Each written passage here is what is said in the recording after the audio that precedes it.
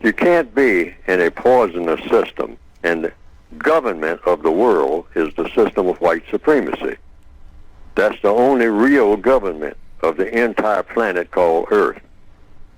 And it's a system that's designed to mistreat people through deception and through direct violence. Now, deception, which causes confusion, is indirect violence.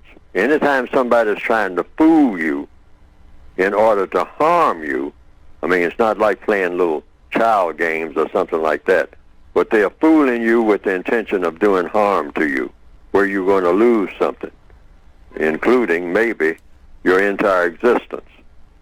Then that is a form of violence. A person fools you. Give an example. A person knows that that bridge that you're fixing to cross is weak, too weak for your vehicle, because the person has made the bridge weak.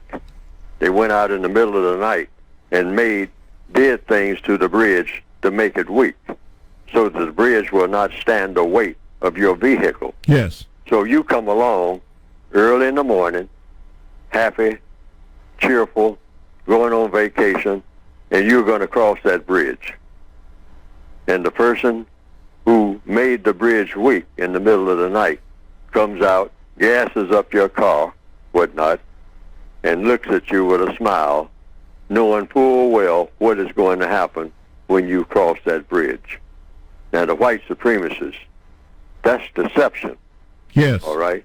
He tells you that, hey, the bridge is open, and it's a brand new bridge, and you'll enjoy your trip, et cetera, et cetera, et cetera, knowing full well the weight of your vehicle is not going to get you across that bridge, and that you and your vehicle and your entire family and whatnot, what you call your family, is going to fall into the water. Yes, sir. Now, the racists know that. They're good at that type of thing. They do it all over the world all the time. Set you up for failure in all areas of activity. So that's just one. Okay? So you go waving, smiling, driving across the bridge.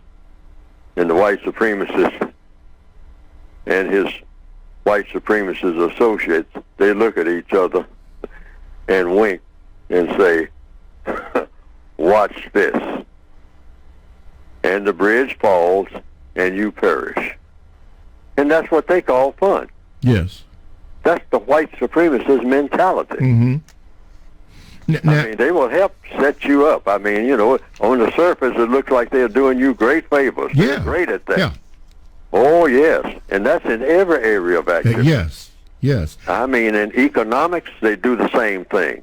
In economics, set you up. And you think that you're going to be sailing, you know. Mm-hmm. You're going on, you know, hey, this is going to... Oh, but see, you don't see what's coming around the corner. Mm-hmm. Mm-hmm. All right? Mm-hmm. In education, same thing. We are educating you people. Come into our schools, and we're going to teach you this and teach you that. All right? You got to be able to you should go, because you don't have any options anyway. All right? Because they are going to teach you a lot of things that are very useful. But along with that, they're going to do what? That's where the poison comes in. That's where the poison comes in. See, when they're teaching you something, mm-hmm. they're going to put a little bit of poison in it. In economics, when they're giving you something, a stack of money, somewhere in that, they got some cyanide or something between the stacks. Yes. All right? It's poison in everything that they approach you with. Economics, education, entertainment. Oh, you want to be a black entertainer. Oh, okay. You come on in. They dress you up, and they just say, how much money do you want? You know, you're going to make this movie, you're going to do this, you're going to do that. See, but at the same time, they're going to put just a little bit. They don't have to put much, because poison has a way of doing what? Spreading. Spreading. All right? So in everything that they got all glitzy and very attractive and all painted up and all suited up and extravaganzas all over the place and whatnot, they put just a little bit of poison in there, and you don't even notice it, but that poison begins to spread. And the next thing you know, what you started out to be a festive occasion is going to turn out to be a total disaster. Total disaster. Somewhere down the road. And that's in every area of activity. Right. You've got to understand the system of white supremacy, what it is, and how it works. See, direct violence is when they just walk up and shoot you in the head. Okay, boom, yeah. Okay. That's a done deal. Yeah. You know, that doesn't call for a whole lot of explanation. You don't scratch your head about that trying to figure out what that's about. Okay. You're dead. That's what that's about. Gone. Okay. Okay. Now, the other is, and that's the one that they really like, because they can stretch it out and whatnot and enjoy it more. You know, when they kill you, you're just dead. They're just dealing with a dead body now. You know, that's over right now. But when they can confuse you over decades, just keep confusing you, having you doing stupid stuff and you don't know how stupid it is, okay? And they're just laughing all the way at your stupidity, at our stupidity. Yes, sir. At my stupidity, at all black people's stupidity, because we're supposed to be stupid forever, okay? And how do you keep people stupid forever? Having them doing stupid things and think that they're doing something great. And they do that through confusion. By telling you that it's great. Anything stupid that a black person does, the white supremacists will walk up and say, keep it up, all right? I mean, and stupidity to your detriment. You're actually harming nobody but yourself and other black people, all right? Mass stupidity. So they'll help you do that in all areas of activity: economics, education, entertainment, labor, law, politics, religion, sex, and war. Anything that they see a black person has a talent for doing or has a proclivity, you know, a desire to do. Yes, sir. You know, they'll look at it and they'll help you do it as long as they can figure out a way to make it non-constructive.